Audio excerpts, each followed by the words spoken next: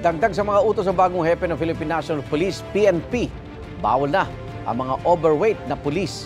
Nakakaapekto raw kasi ang pagiging mataba sa pagtugi sa mga pulis sa masamang loob.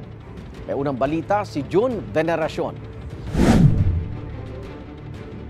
Isa sa mga unang direktiba pag-upo sa pwesto ni PNP Chief na si Nicolas Torre III na dapat walang overweight na pulis. Ayaw niya siya nakakita ng ang taba-taba kasi kung ang role nga naman ng pulis ay tawag dito ay tumakbo, paano ka nga naman makakatakbo kung halos hindi mo na mabitbit yung sarili mo.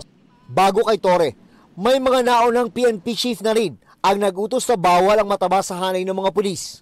Pero sabi ng bagong liderato ng PNP, panahon na ng muling seryosohin ng mga pulis ang kanilang annual physical fitness test at disiplina sa pangangatawan, mababa o mataas man ang kanilang ranggo.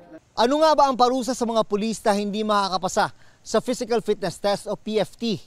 Kapag 2 beses na bumagsak na magkasunod, sabi ng PNP, hindi pwedeng ma-promote ang isang pulis.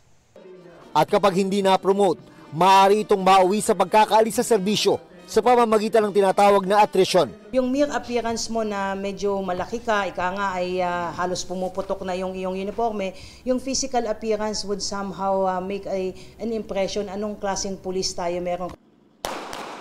Bukod sa maayos na pangangatawan, gusto rin ito rin na maging sharpshooter ang mga pulis.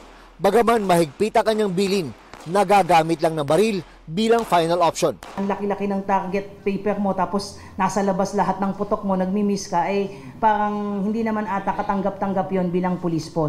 Ito ang unang balita. June Veneracion para sa GMA Integrated News.